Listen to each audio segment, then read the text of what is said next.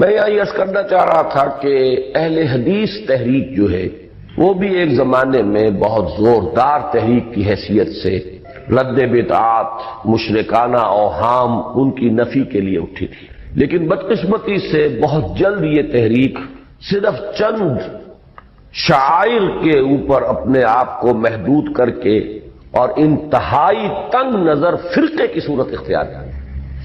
اس وقت بدترین فرقہ پرستی جو ہے وہ اس حلقے میں، اور یہ جو ہے اس وقت میں اپنے دلی احساسات کی ترجمانی کر رہا ہوں کہ فرقہ پرستی جسے کہتے ہیں وہ جو ہے بدترین کیفیت جو ہے وہ اس جماعت کے اندر آ چکی، کہلاتی جماعت ہے، جماعت نہیں ہے، فرقہ، بہت سخت فرقہ۔ حضرت علی کو خدا کہنے والے پیدا ہوئے کہ نہیں؟ بتائیے نا، کیا وجہ ہے کہ علی کو خدا کہنے والے پیدا ہوئے لیکن محمد کو خدا کہنے والا پیدا نہیں ہوئے صلی اللہ علیہ وسلم ورضی اللہ تعالی عنہ؟ بہت اہم بات ہے، غور کیجئے گا اس میں۔ حالانکہ حضرت علی کا رتبہ کہاں، حضور کا کہاں؟ آج بھی آپ دیکھیے آپ کے جاہل عوام کے زبان پر نعرہ یا علی مدد کا ہوتا ہے، یا محمد مدد کسی نے کہا آج تک؟ یہ یا محمد لکھنے کے کام آتا ہے، صرف وہ مسجد پہ لکھ دو تاکہ پتہ چل جائے یہ فلاں فرقے کی مسجد ہے، دوسرا خود ہی بھاگ جائے وہاں سے۔ یہ صرف کس کام کے لیے ہے؟ باقی جہاں اصل میدان میں بات آتی ہے کوئی نعرہ لگاتا ہے یا محمد مدد، محمد کا رتبہ اونچا یا علی کا، تو ان سے کیوں نہیں مدد مانگی؟ یہ سوالات آپ کے سامنے رکھ رہا ہوں میں۔ پھر یہ کہ جس طریقے سے کہ غوث اعظم کو پکارا جاتا ہے، کیا محمد کو پکارا جاتا ہے؟ کیا نسبت ہے؟ حضرت علی تو پھر بھی صحابی ہے، خلیفہ چہارم ہے، حضور کے چچا داد بھائی ہے، داماد ہے، غوث اعظم تو بہرحال وہ نسبت تو نہیں ہے۔ دیکھیے میں اس کا تعلق جوڑتا ہوں ختم نبوت سے۔ جس طرح اللہ نے خصوصی حفاظت فرمائی ہے قرآن کی، اسی طرح خصوصی حفاظت فرمائی ہے محمد الرسول اللہ۔ یہ اسپیشل پروٹیکشن ہے، ورنہ نہیں ہو سکتی تھی۔ یہ خصوصی تحفظ ہے اللہ کا۔ یہاں بگاڑ پیدا ہو جائے تو صحیح کون کرے گا؟ حضرت مسیح کی اصل حقیقت تو حضور نے آگے بتا دی۔ ذالک عیسی ابن مریم قول الحق الذی فیہ یمترون ما کان للہ ان یتخذ ولدا سبحانہ۔ یہ حضور نے آ کر حضرت مسیح کی حقیقت بیان کر دی کہ نہیں؟ سورہ مریم کی یہ آیات سنی تھی نجاشی رحمت اللہ علیہ نے جب حضرت جعفر ابن ابی طالب کی زبان سے، تو کیا کہا تھا تنکا اٹھا کر، خدا کی قسم جو ان آیات میں مسیح کا مقام بیان ہوا ہے، مسیح اس سے تنکا بھر بھی زیادہ نہیں ہے۔ لیکن اگر محمد الرسول اللہ کو خدا کا بیٹا بنا دیا گیا ہوتا یا خدا بنا دیا گیا ہوتا تو کون آتا اس کی اصلاح کی؟ جیسے قرآن مجید کا تحفظ ہے ایسے ہی محمد الرسول اللہ کا تحفظ ہے۔ وہ تحفظ ہوا کیسے ہے؟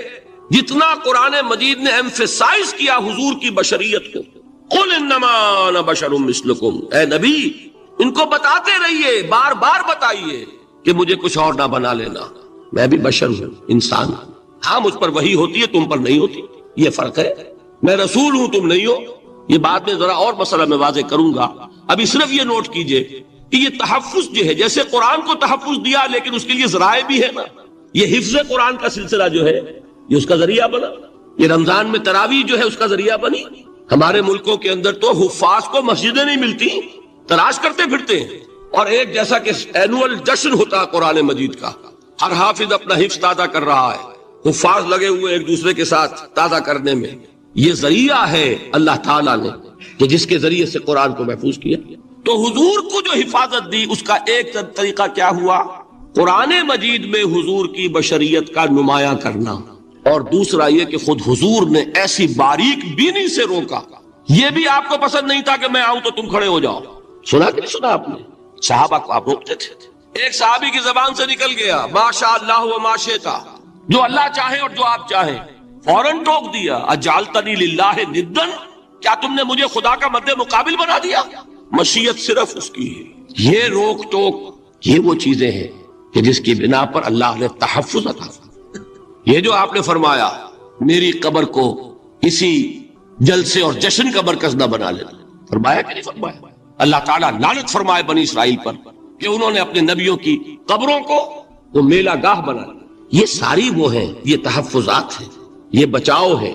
یہ امت کو متنبہ کیا جا رہا ہے کہ محبت اور عقیدت کا غلو جیسے پہلے ہوا، یا اہل الکتاب لا تغلو فی دینکم، اے کتاب والو اپنے دین میں غلو سے کام نہ لو۔ یہ غلو محبت، غلو عقیدت ہے جس کی بنا پر وہ خدا کے بیٹے بنا دیے گئے، اور اگر وہ ہوتا یہاں اللہ کا نہ معلوم اللہ کے برابر کس طریقے سے حضور کو بنا دیا جاتا، لیکن قرآن نے خود حضور نے اس کی پیش بندی کی، جس کا ظہور ہم دیکھ رہے ہیں کہ اللہ کے فضل و کرم سے یہ امت تا حال بحیثیت مجموعی محفوظ ہے۔ البتہ دیکھیے شاعروں کی باتیں اور ہوتی ہیں، اور عوام کی اور واعظوں کی اور نعت گوؤں کی باتیں جو ہے وہ اور ہیں۔ میں جس چیز کی نفی کر رہا ہوں وہ علماء کی بات ہے۔ شاعروں کا تو قرآن مجید کے اندر خود ہی بھاڑا پھوڑ دیا اللہ نے، وَالشُّعَرَاءُ يَتَّبِعُهُمُ الْغَاوُونَ أَلَمْ تَرَ أَنَّهُمْ فِي كُلِّ وَادٍ يَهِيمُونَ إِنَّهُمْ يَقُولُونَ مَا لَا يَفْعَلُونَ۔ مبالغہ نہ کریں تو شعر میں رنگ ہی پیدا نہیں ہوتا، پھر شعر کائے کو کہنا ہے نثر کہو بھائی، مبالغے سے اس میں ایک تاثیر پیدا ہو۔ وہ مبالغے ہمارے شاعروں نے ہمارے نعت گوؤں نے کیے ہیں، اور اس میں اللہ تعالیٰ انہیں معاف کرے، بالکل اوتار کر الفاظ بھی استعمال کر دیے۔ وہی جو مستوی اشٹھا خدا ہو کر اتر پڑا وہ مدینے میں مصطفیٰ ہو کر۔ بتائیے رام چندر جی کے بارے میں جو عقیدہ ہے، اب کیا فرق رہ گیا؟ بال برابر فرق ہے یا کوئی؟ اور نکتے پیدا کرتے ہیں۔ مدینے کی مسجد میں ممبر کے اوپر بغیر عین کا ایک عرب ہم نے دیکھا، کیا سمجھ میں آیا؟ عرب میں سے عین نکالا، کیا بنا؟ یہ نکتہ آفرینی ہے۔ اسی طریقے سے ہماری شاعری میں کچھ ہماؤست کا رنگ بھی پیدا ہو گیا۔ خود کوزاؤ، خود کوزا کرو، خود گلے کوزا، خود رند صبو کش، خود برسر کوزا خریدار بے آمد بشکست و رواں شد۔ وہ خود ہی کوزا ہے، خود ہی مٹی ہے جس سے کوزا بنا ہے، خود ہی کوزے کا بنانے والا ہے۔ سمجھ رہے ہیں؟ الفاظ تو بڑے پیارے ہیں، بڑے مزیدار ہیں، آدمی ایک دفعہ وجد میں آ جاتا ہے، لیکن ہے کیا؟ وہی ہے نا کہ وہی جو برف تھا پگھل کر پانی بن گیا۔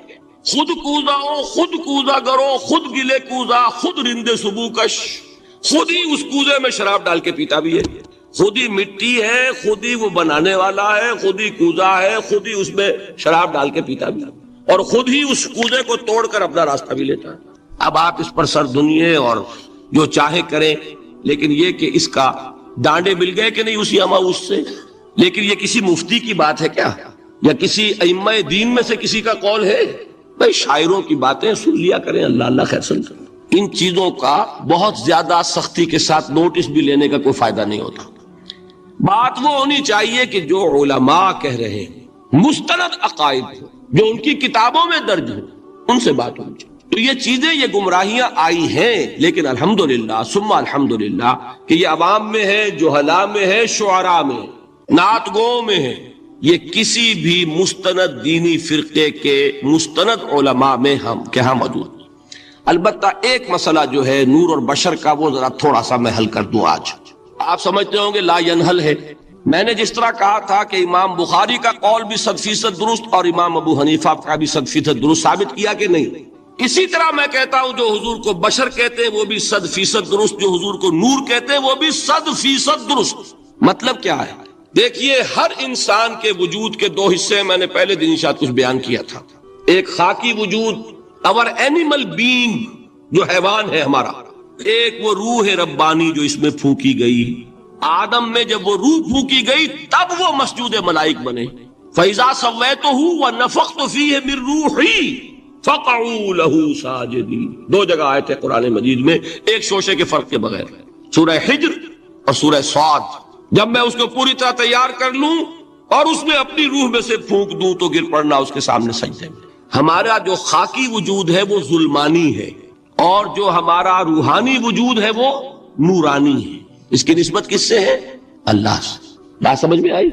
لیکن ہم نے اپنے اس نورانی وجود کو اپنے خاکی ظلمانی وجود میں دفن کیا ہوا ہے، اور محمد الرسول اللہ صلی اللہ علیہ وسلم کا وہ نورانی وجود آپ کے اس خاکی وجود پر اس درجے غالب تھا کہ وہ خاکی وجود معدوم کے درجے میں ہے، لیکن وہ حضور صلی اللہ علیہ وسلم پر اثر انداز نہیں ہو سکتا۔ وہی خاکی وجود ہے جسے ہم نفس کہتے ہیں، نفس غلبہ کر سکتا ہے محمد پر صلی اللہ علیہ وسلم۔ حضور کی شخصیت کی نورانیت نے آپ کی شخصیت کے خاکی وجود کا احاطہ کیا ہوا، ہماری شخصیت کی ظلمانیت نے ہماری اس نورانیت کو گل کیا ہوا، دفن کیا ہوا، چھپایا ہوا۔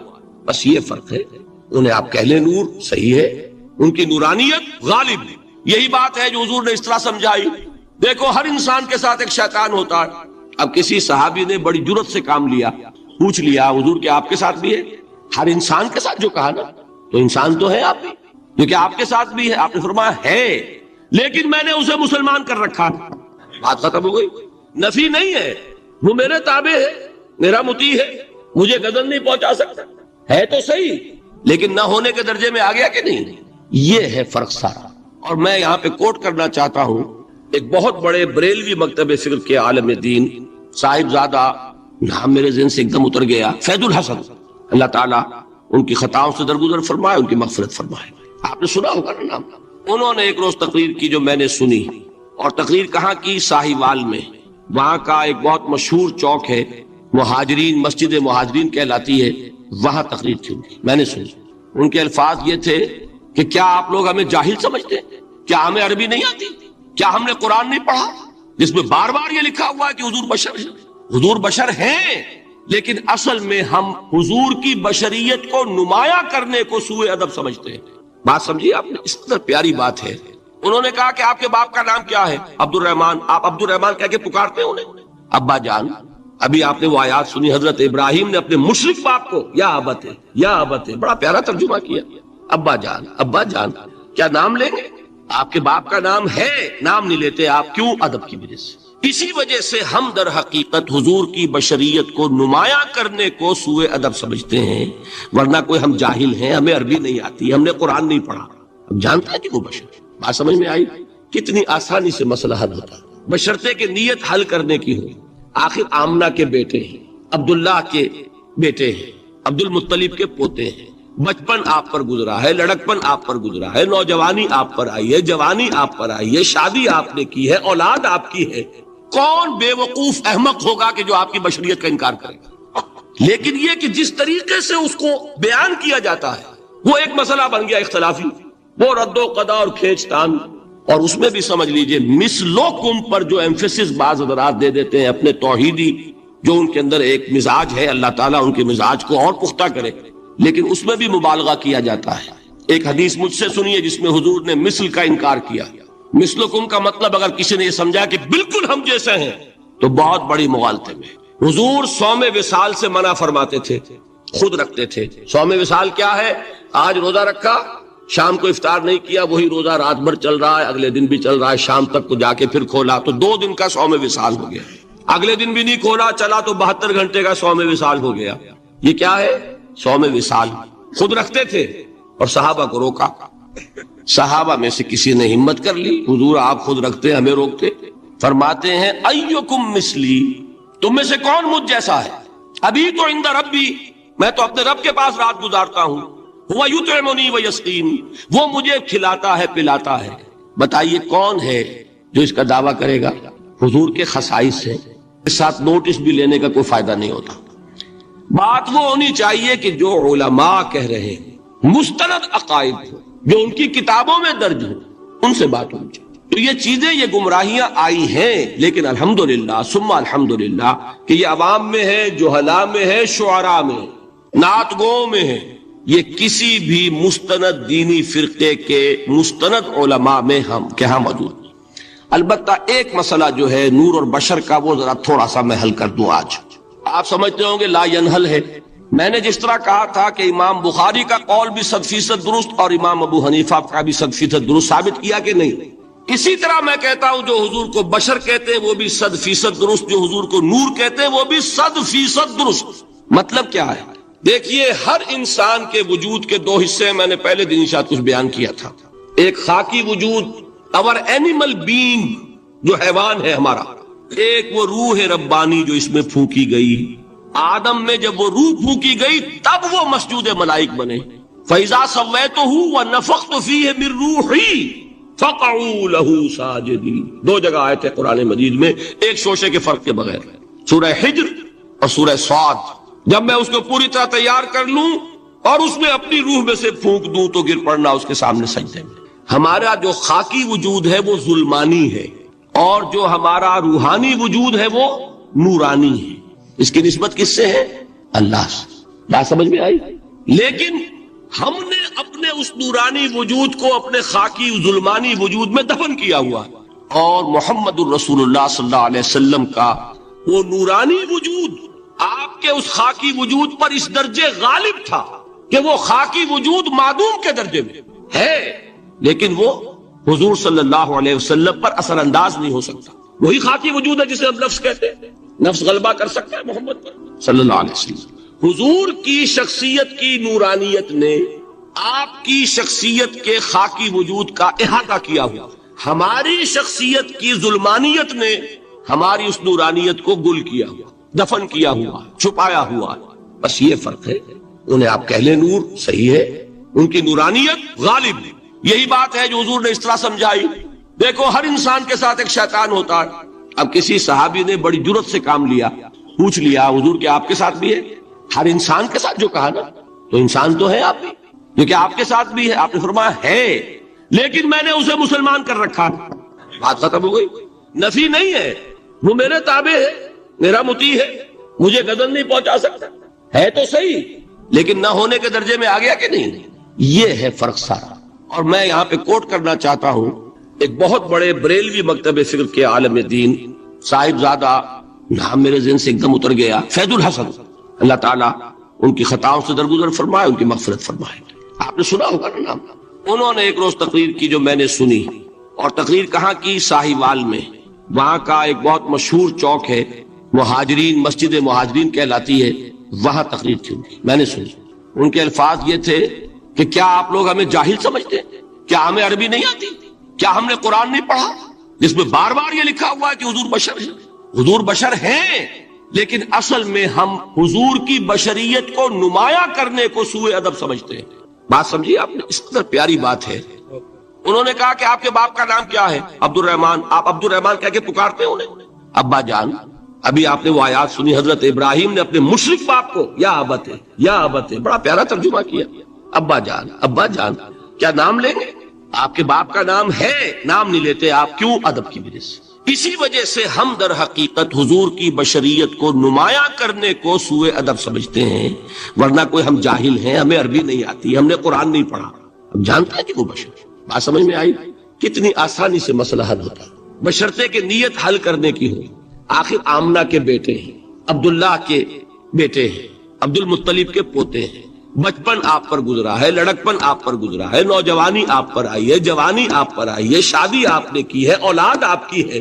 کون بے وقوف احمق ہوگا کہ جو آپ کی بشریت کا انکار کرے گا؟ لیکن یہ کہ جس طریقے سے اس کو بیان کیا جاتا ہے وہ ایک مسئلہ بن گیا اختلافی، وہ رد و قضا اور کھینچ تان. اور اس میں بھی سمجھ لیجئے مثلکم پر جو ایمفیسس بعض حضرات دے دیتے ہیں اپنے توحیدی، جو ان کے اندر ایک مزاج ہے، اللہ تعالیٰ ان کے مزاج کو اور پختہ کرے، لیکن اس میں بھی مبالغہ کیا جاتا ہے. ایک حدیث مجھ سے سنیے جس میں حضور نے مثل کا انکار کیا. مثلکم کا مطلب اگر کسی نے یہ سمجھا کہ بالکل ہم جیسے ہیں تو بہت بڑی مغالطے میں. حضور صوم وصال سے منع فرماتے تھے، خود رکھتے تھے. صوم وصال کیا ہے؟ آج روزہ رکھا، شام کو افطار نہیں کیا، وہی روزہ رات بھر چل رہا ہے، اگلے دن بھی چل رہا ہے، شام تک کو جا کے پھر کھولا تو 2 دن کا صوم وصال ہو گیا. اگلے دن بھی نہیں کھولا، چلا تو 72 گھنٹے کا صوم وصال ہو گیا. یہ کیا ہے؟ صوم وصال. خود رکھتے تھے اور صحابہ کو روکا. صحابہ میں سے کسی نے ہمت کر لی، حضور آپ خود رکھتے ہمیں روکتے. فرماتے ہیں ایکم مثلی، تم میں سے کون مجھ جیسا ہے؟ ابھی تو عند ربی، میں تو اپنے رب کے پاس رات گزارتا ہوں. وہ یطعمنی ویسقین، وہ مجھے کھلاتا ہے پلاتا ہے. بتائیے کون ہے جو اس کا دعویٰ کرے گا؟ حضور کے خصائص ہیں. حضور خود فرماتے ہیں تم صرف سامنے سے دیکھتے ہو، میں پیچھے سے بھی دیکھتا ہوں. کہاں ہوا وہ مثلیت؟ اگر آپ نے بالکل اپنے جیسا سمجھ لیا تو بڑے مغالطے میں ہیں. نبی کا مقام ہے، نبی کا رتبہ ہے، نبی کے خصائص ہیں. آپ سو گئے تو آپ کی نیند، آپ کی وضو ٹوٹ گئی اور نبی سو گیا تو کہاں گئی مثلیت؟ پھر مثل اس معنی میں کہ بشر ہیں، نسل آدم سے ہیں، اس میں کوئی شک نہیں. اس معنی میں مثل ٹھیک ہے، قل انما انا بشر مثلکم. لیکن ہر اعتبار سے تو نہیں. سب سے بڑا فرق یہی ہے کہ وہی آ رہی ہے، معراج پہ تشریف لے گئے ہیں، اس دنیا میں بیٹھے ہوئے بھی جنت کا مشاہدہ فرما لیتے ہیں، کرا دیا جاتا ہے. دوزخ کا مشاہدہ کرایا جاتا ہے، فرشتے کو دیکھ رہے ہیں. یہ چیزیں ہیں. اور پھر خصائص جیسا کہ میں نے عرض کیا کہ آپ پیچھے سے بھی دیکھتے ہیں. آپ کا معاملہ یہ ہے کہ آپ اگر سو جائیں تو آپ کا وضو نہیں ختم ہوگا. یہ ساری چیزیں جو ہے ان سب کو بیلنس کیجئے تو معلوم ہوگا کہ آپ بشر بھی ہیں 100% درست. لیکن آپ کی وہ نورانیت، آپ سراج منیر، ہدایت کا روشن چراغ، آپ کی جو روح انور ہے وہ آپ کے اس جسدی وجود پر اس طریقے سے حاوی ہے کہ گویا کہ اس نے اس کی ظلمانیت کو ختم کر کے رکھ دیا. اس معنی میں کوئی کہے نور مجسم تو مجھے کوئی اعتراض نہیں. یہ ہے ان چیزوں کو جمع کرنے کی شکل، خام خواہ کی کھینچ تان کے سوا کچھ نہیں. بہرحال یہ پہلا حصہ ختم ہوا، شرک فی الذات. اب آئیے شرک فی الصفات. میں نے عرض کیا تھا کہ یہ ایک بڑا علمی مسئلہ ہے اور اس میں ٹھوکر لگ جاتی ہے. وجہ کیا ہے اس کو سمجھ لیں. بنیادی بات، ہماری زبان جو ہے وہ بہت محدود ہے. ہماری ہی زبان ہے جسے اللہ نے ذریعہ بنایا اپنی ہدایت کا، ورنہ ہمارے پلے نہ پڑتی بات، ظاہر ہے نا. لیکن ہماری زبان کی محدودیت ہے. اس محدودیت کا ایک مظہر یہ ہے کہ ہم جو الفاظ اللہ کے لیے بطور صفت استعمال کرتے ہیں وہی الفاظ مخلوقات کے لیے بھی کر لیتے ہیں. اللہ موجود، ہم بھی موجود. اللہ زندہ، ہم بھی زندہ.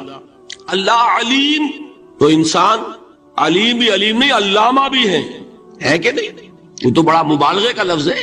انسان علامہ ہے کہ نہیں؟ اللہ دیکھتا ہے، بصیر ہے، ہم بھی بصیر ہیں. اللہ سنتا ہے، سمیع ہے، ہم بھی سنتے ہیں. اللہ کو قدرت حاصل ہے، کچھ ہمیں بھی حاصل ہے. ایک مکہ مارا تھا حضرت موسیٰ نے، جان نکال دی تھی کہ نہیں؟ ہے نا کچھ نہ کچھ. اللہ چاہتا ہے، ہم بھی چاہتے ہیں. اسی دیکھیے چاہت میں وہ ہو گیا تھا جس پر روک دیا حضور نے. ما شاء اللہ وما شئت اجعلتنی للہ ندا، کیا تم نے مجھے اللہ کا مد مقابل بنا دیا؟ دھوکہ ان الفاظ کے اشتراک کی وجہ سے لگ جاتا ہے. بات سمجھ میں آئی؟ اب اس میں فارمولہ میں نے عرض کیا تھا کہ ایک نوٹ کر لیں تو مسئلے سارے حل ہو جائیں. جب ہم کوئی لفظ بطور صفت اللہ کے لیے بولتے ہیں اور اسی لفظ کو مخلوق میں سے کسی کے لیے بولتے ہیں، مخلوق میں سب آ گئے، جمادات، حیوانات، انسان، اولیاء اللہ، فرشتے، انبیاء، رسول، سب مخلوق تو ہیں نا. تو کل مخلوقات. جب ہم ایک لفظ بطور صفت استعمال کریں گے اللہ کے لیے اور اسی لفظ کو استعمال کریں گے بندوں کے لیے تو ان میں 3 فرق ہیں جو ذہن میں رہنے چاہیے. گن کر یاد کیجئے. اللہ کی ذات قدیم ہے، ہمیشہ سے ہے. اسی طرح اس کی صفت بھی قدیم ہے، ہمیشہ سے ہے. مخلوقات حادث ہیں، ان کی صفات بھی حادث ہے. حادث قدیم کے مقابلے میں کہ پہلے نہیں تھی پھر ہو گئی. ایک فرق. اللہ کی ذات از خود ہے، کسی اور نے تو اس کو وجود نہیں بخشا نا. اللہ کا وجود از خود ہے، ذاتی ہے. کسی طرح اس کی صفات ذاتی ہیں، کسی اور کی عطا کردہ نہیں ہے. مخلوق کوئی ہو کسے باشد، ان کا وجود ذاتی نہیں عطائی ہے. اللہ نے دیا تو وجود ملا. اسی طرح ان کی صفات عطائی ہے، ذاتی نہیں. 2 فرق ہو گئے. اللہ کی ذات مطلق ہے، لا محدود. اسی طرح اس کی صفات مطلق ہے، لا محدود. مخلوق کی ذات محدود کسے باشد، صفت بھی محدود. 3 فرق ہے. ذاتی، عطائی، قدیم، حادث. لا محدود، محدود. 3 فرق ذہن میں رہیں تو جو صفت بھی آپ اب بولیں گے اس میں یہ تینوں باتیں ذہن میں رہیں. سمجھ میں آ گئی بات؟ اب اس کا اطلاق کیجئے تو یہ علم غیب کا مسئلہ حل ہو جائے گا. یہ بھی لا ینحل سمجھا جاتا ہے. علم کسی کا بھی ہو، انسان، فرشتہ، اولیاء، انبیاء، رسول، حضور صلی اللہ علیہ وسلم، کسی کا. حادث ہے، قدیم نہیں ہے. عطائی ہے، ذاتی نہیں ہے. محدود ہے، لا محدود نہیں ہے. 3 باتیں مان لیں، شرک نہیں ہوگا. ان میں سے ایک کو ساقط کر دیں، شرک ہو جائے. آئی بات سمجھ؟ اللہ کی قدرت ذاتی ہے، عطا کردہ نہیں. مخلوق میں جس کو قدرت حاصل ہے وہ عطائی ہے، ذاتی نہیں. اللہ کی قدرت لا محدود، یفعل ما یشاء فعال لما یرید علی کل شیء قدیر. ہم مخلوق کوئی بھی ہو اس کی قدرت محدود. اللہ کی قدرت جب سے وہ ہے ہمیشہ سے ہے، ہمیشہ سے قدرت بھی ہے. اور مخلوق میں سے قدرت یہ حادث ہے. تینوں چیزیں سامنے رہیں، شرک نہیں ہوگا. ایک چیز کی بھی کمی ہو گئی، شرک ہو جائے گا. یہ ساری صفات پر لے آئے. اللہ کی حیات ذاتی، ہماری عطائی. لائی حیات آئے، قضا لے چلی چلے. اپنے بس میں نہ آنا تھا نہ جانا ہے. زندگی اس کی عطا کردہ ہے، جب چاہے لے لے. اللہ کی حیات بھی ایسی ہے کیا؟ ذاتی. الحی، ہماری حیات محدود، ویسے بھی محدود. موت آئے گی، شاید ختم ہو جائے. چلیے موت ختم نہیں کرتی، ہم سمجھتے ہیں کہ وہ ہماری ابدی ہے. محدود اس معنی میں تو ہے کھانے کو نہ ملے تو کمزوری، ذرا کام کیا تو تکان، نیند بھی آ رہی ہے، اونگ بھی آ رہی ہے. اور اس کی حیات الحی القیوم لا تاخذہ سنۃ ولا نوم، حیات ذاتی ہے، لامحدود ہے اور قدیم ہے۔ یہاں حیات عطائی ہے اور حادث ہے اور محدود ہے، ساری صفات۔ اس کو ذہن میں رکھ لیجئے۔ تو اب دو مسئلے میں یہاں حل کر دوں۔ جو لوگ کہتے ہیں حضور کو علم غیب نہیں تھا اور جو کہتے ہیں تھا، بدقسمتی سے دونوں نے ڈیفینیشن علیحدہ کر لی۔ جو ڈیفینیشن نفی کرنے والوں نے کی ہے اس کی وجہ سے، اس کے اعتبار سے واقعتاً نہیں تھا۔ انہوں نے ڈیفینیشن یہ کی ہے، تعریف یہ کی ہے، وہ علم جو خود حاصل ہو جائے، اللہ کا عطا کردہ علم جو ہے وہ کہتے ہیں وہ غیب نہیں ہے۔ تو وہ بھی مانتے ہیں کہ ہر علم جو حضور کو حاصل ہے وہ اللہ کا عطا کردہ۔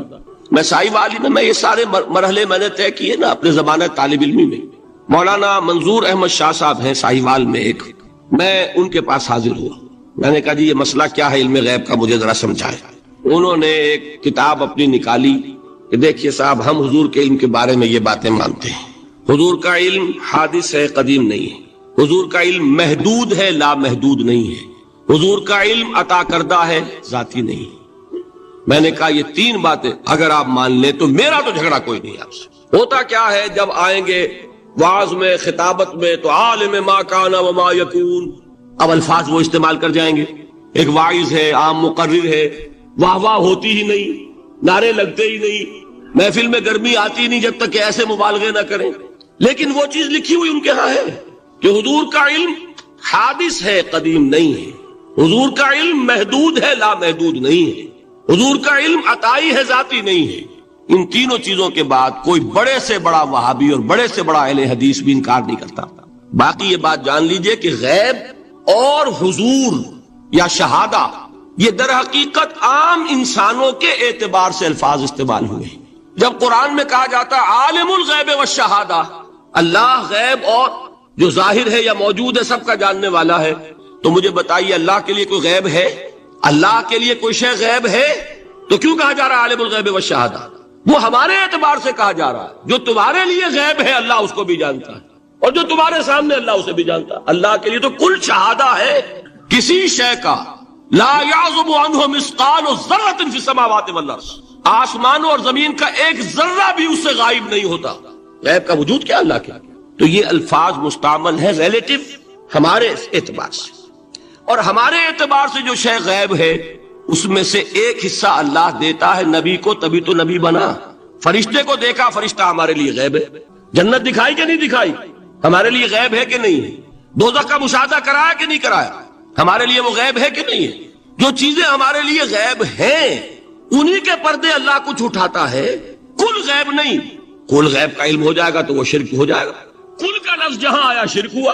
جب آپ کہہ رہے ہیں محدود ہے، لامحدود نہیں ہے، تو کل کا لفظ استعمال نہیں کر سکتے۔ لیکن غیب میں سے کچھ علم دیا گیا تبھی تو نبی بنا، ورنہ میرے اور نبی میں فرق کیا ہوا پھر؟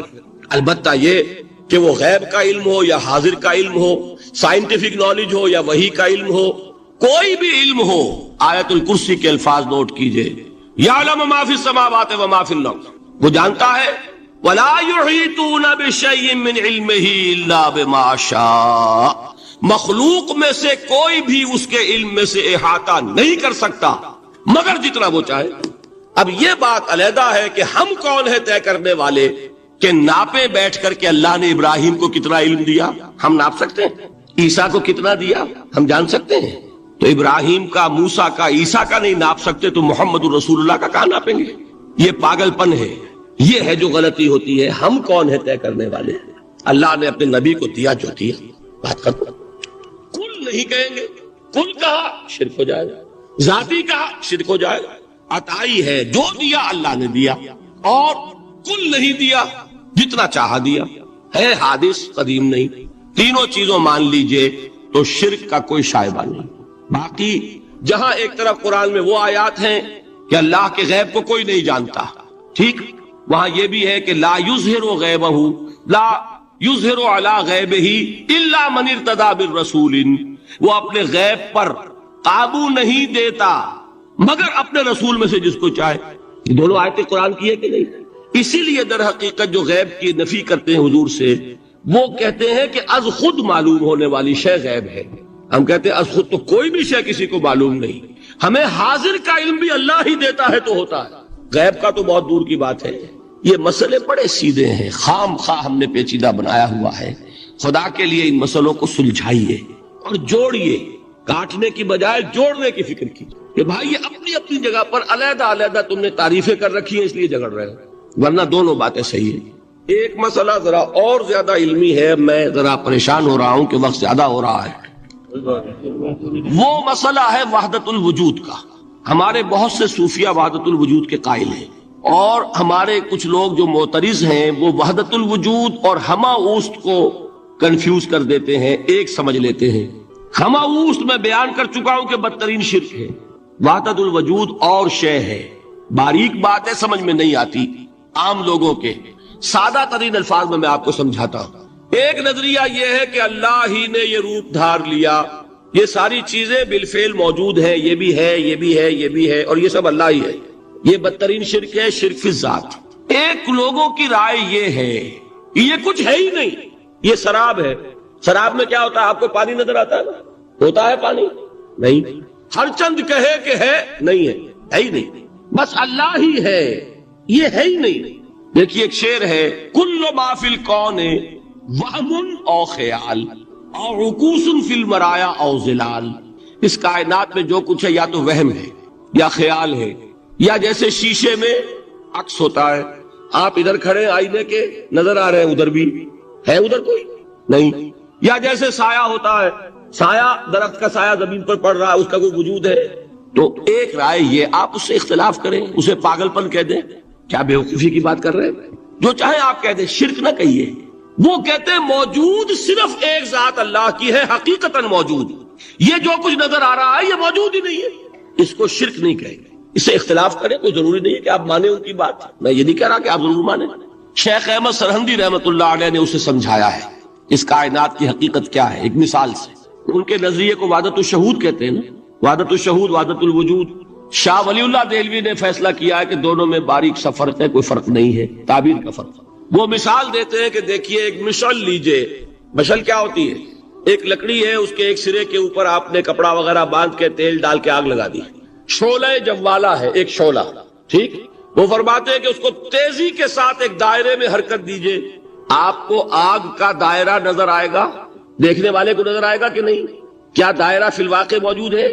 بات ثابت ہو گئی کہ نہیں ہے، نظر آ رہا ہے۔ یہ فرماتے ہیں حضرت مجدد، ای الصنعت باری تعالی است کہ معدوم را موجود می نمائند، یہ اللہ تعالیٰ کی صنائی ہے، خلاقی ہے، کہ جو شے ہے نہیں اس کو دکھا دیتے ہیں کہ ہے، جیسے آپ نے آخری دائرہ دکھا دیا ہے نہیں، اس کائنات کا کوئی وجود۔ میں پھر عرض کروں گا آپ اس سے اختلاف کریں، اسے نہ مانیں، چھوڑ دیں اس کو، یہ مسئلے ہیں فلسفے کے، لیکن سوال یہ ہے کہ اس کو شرک نہیں کہیں گے آپ۔ شرک وہ ہے جب کہیں یہ بھی شے ہے اور خدا ہے، یہ بھی ہے اور خدا ہے، پتھر بھی ہے اور خدا ہے۔ جب یہ کہا جائے گا یہ ہے ہی نہیں، صرف خدا ہے، تو در حقیقت اس کو شرک نہیں کہیں گے، یہ وحدت الوجود ہے، یونٹی آف بینگ۔ اب اس کو میں ایک اور اعتبار سے سمجھا دوں گا تو مجھے امید ہے اللہ تعالیٰ اس کو آپ پر کھول دے گا۔ دیکھیے ایک ہمارا علم، ایک اللہ کا علم، ٹھیک؟ جب تقابل کریں گے تو کیا کہیں گے؟ اللہ کے علم کے مقابلے میں ہمارا علم ہے ہی نہیں، ٹھیک؟ اللہ کی قدرت کے مقابلے میں ہماری قدرت زیرو، اللہ کی مشیت کے مقابلے میں ہماری مشیت کچھ نہیں۔ وما تشاؤون الا ان یشاء اللہ، تم چاہ بھی نہیں سکتے جب تک کہ اللہ نہ چاہے۔ تو کیا ہوئی؟ خاک ہوئی۔ یہی آتے ہیں نا جو حدیث جس میں کہ دعا استخارہ حضور نے تلقین فرمائی، اور صحابہ فرماتے ہیں کہ حضور نے ہمیں اس طرح سکھائی یہ دعا استخارہ جیسے قرآن سکھایا۔ اس میں الفاظ کیا ہیں؟ فَإِنَّكَ تَعْلَمُ وَلَا أَعْلَمُ وَتَقْدِرُ وَلَا أَقْدِرُ، اے اللہ تجھے قدرت حاصل ہے، مجھے کوئی قدرت حاصل نہیں۔ اگر ظاہری الفاظ پر جائیں گے تو یہ تو خلاف واقعہ بات ہے۔ کیا حضور کو کوئی علم حاصل نہیں تھا؟ یہاں تو حضور فرما رہے فَإِنَّكَ تَعْلَمُ وَلَا أَعْلَمُ۔ یا چلیے اگر کوئی اور عام انسان کہتا ہے میں نہیں جانتا، تو کیا کوئی علم حاصل نہیں اسے؟ کچھ نہ کچھ علم تو ہے نا، لیکن اللہ کے علم کے مقابلے میں وہ نہ ہونے کے برابر ہے۔ اسی طریقے سے سمجھ لیجئے اللہ کے وجود کے مقابلے میں اس کائنات کا وجود نہیں ہے۔ بات ختم ہو گئی، مسئلہ صاف ہو گیا۔ حقیقی وجود صرف اللہ کا ہے، یہ اعتباری ہے، یہ ٹرانزینٹ، آل از چینج، پینٹارائن، بدل رہی ہے ہر شے، کسی چیز کو ثبات نہیں۔ آپ ایک لمحے پہلے جو آپ تھے وہ آپ، ایک لمحے بعد وہ آپ نہیں ہیں، بدل گئے آپ۔ ایک تسلسل ہے آپ کا کہ آپ سمجھتے ہیں کہ آپ وہی ہیں کہ جو آج سے 10 سال پہلے تھے. کیا آپ وہی ہیں؟ بدل چکے.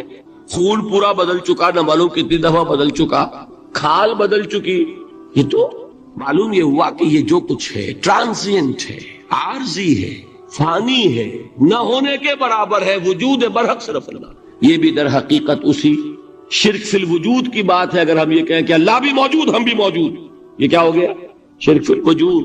اسی کو کہا ہے غالب نے جارو بلا بیار کہ یہ شرک فی الوجود با گرد فرش و سینہ بے وہاں برابر است. اگر آپ کے گدے کے اوپر گردہ پڑ گیا ہو تو جھاڑتے ہیں نا، فرش کے اوپر گردہ ہے تو جھاڑو سے صاف کرتے ہیں. غالب کہتا ہے کہ اگر تمہارے دل میں یہ گردہ آ گیا ہے کہ تم بھی موجود ہو، اللہ بھی موجود ہے، تو لا کی جھاڑو سے صاف کر دو اس گردے کو، کہ یہ شرک فی الوجود ہو جائے گا. ہم نہیں ہیں بھائی، ہمارا کیا وجود، ہماری کوئی کیا حقیقت ہے، اللہ ہی ہے. بس یہ ہے اصل میں. پھر میں عرض کروں گا کوئی قبول کرے نہ کرے، اسے گمراہی کہے، اس کو جھوٹ کہے، اسے پاگل پن کہے، میں نہیں جھگڑوں گا، لیکن شرک نہیں کہہ سکتے آپ اس کو. شرک وہ ہماوست ہے، اس میں اور اس میں زمین و آسمان کا. اب آئیے آخری شرک فی العبادت یا شرک فی الحقوق. اللہ کے حقوق کے لیے ایک لفظ استعمال کریں گے تو وہ کیا ہے؟ عبادت. وما خلقت الجن والانس الا لیعبدون. میں نے جنوں اور انسانوں کو پیدا ہی اس لیے کیا کہ میری عبادت کریں. اب عبادت میں شرک اگر ہوگا تو یہ شرک کی تیسری قسم ہو جائے گا. عبادت میں شرک سے مراد کیا ہے اس کو سمجھیے. یہ میں پہلے بیان کر چکا ہوں عبادت کسے کہتے ہیں. عبادت کے دو جز سمجھ لیجئے. جیسے ایک میرا یہ جسم ہے، ایک اس میں روح ہے. روح نظر نہیں آتی، نظر جسم آتا ہے، لیکن اس جسم کا سارا وجود اس روح سے ہے. چلیے روح کو چھوڑیں، جان. جان کیا کس بلا کا نام ہے، کسی کو نظر آئی آج، لیکن یہ جان ہی ہے جو اس جسم کو قائم رکھے ہوئے. اسی طرح عبادت کا ایک جسم ہے، ایک جان ہے. جسم کیا ہے؟ اطاعت، اللہ کی بندگی، ہما تن بندگی، ہما وجوہ بندگی، ہما وقت بندگی. یہ تو بیان کر چکا. اور روح کیا ہے؟ محبت، اللہ کی محبت. اطاعت جبر سے کی جاتی ہے تو وہ عبادت نہیں کہلاتا. انگریز کی اطاعت ہم کرتے تھے نا، لیکن کیا عبادت کرتے تھے؟ بات سمجھ میں آئی؟ اطاعت تو کر رہے تھے، عبادت نہیں. عبادت اس اطاعت کو کہتے ہیں جو کسی ہستی کی محبت سے سرشار ہو کر ہما وقت، ہما تن، ہما وجوہ کی جائے. تو جسد ظاہری کیا ہے عبادت کا؟ اطاعت. اور روح کیا ہے؟ محبت. اب ان دونوں کے اعتبار سے شرک کیا ہے، توحید کیا ہے، اس کو سمجھ لیجئے. اور یہ ہے وہ چیزیں جو میں نے عرض کیا تھا کہ بالکل الجبرا کے فارمولوں کی طرح کی بات ہے. اطاعت میں توحید کیا ہے کہ مطاع مطلق صرف اللہ، ٹھیک، باقی ساری اطاعتیں اللہ کی اطاعت کے تابع. نفی نہیں ہے، والدین کی اطاعت کرو، لیکن جہاں والدین حکم دیں اللہ کے حکم کے خلاف، بات ختم، اطاعت نہیں ہوگی. بیوی شوہر کی اطاعت کرے، آپ اولو الامر کی اطاعت کریں، شاگرد استاد کی اطاعت کرے، مرید پیر کی اطاعت کرے، لیکن کیا پیر کو یہ بھی حق ہے کہ اللہ کے کسی حکم کو منسوخ کر دے، رسول کے کسی حکم پر اپنے حکم کو بر کرے، بالا تر رکھے؟ سمجھ میں آ گیا؟ اصول کیا ہے کہ اطاعت مطلق unconditional unlimited obedience is due only to Allah. All the other obediences are limited by His injunctions. اس کو حضور نے کیسے بیان کیا؟ لا طاعت لمخلوق فی معصیت الخالق. مخلوق میں سے کسی کی اطاعت نہیں ہوگی جس میں خالق کی معصیت لازم آ رہی. جہاں اللہ کا کوئی حکم نہیں ہے آپ میرا حکم مان لیجیے، یہ شرک نہیں ہوگا. جہاں اللہ کا حکم ہے اس کے خلاف میں حکم دوں اور آپ مان لیں تو یہ شرک ہو جائے گا. بات سمجھ میں آ گئی کہ نہیں؟ اب اس کو اپلائی کیجئے. اپلیکیشن بالکل انڈیویجول لیول پر کیجئے. پہلے اللہ کا حکم کیا ہے؟ فجر کا وقت ہو گیا، نماز پڑھو. نفس کا حکم کیا ہے؟ سو. آپ نے اطاعت کی نفس کی، آپ کا مطاع کون ہوا؟ نفس. اور اللہ کی معصیت میں ہوا کہ اس کے حکم کے تابع ہوا، تو آپ کا نفس کیا بن گیا؟ آپ کا خدا، معبود. یا غلطی ہے اس میں کوئی؟ اس شرک کو پہچانیے ذرا. کون بچے گا؟ آپ بات سمجھ رہے ہیں؟ اگر تو وہ فارمولہ صحیح ہے تو پھر یہ اپلائی ہو گیا. اب آپ کے اندر اتنی ہمت ہونی چاہیے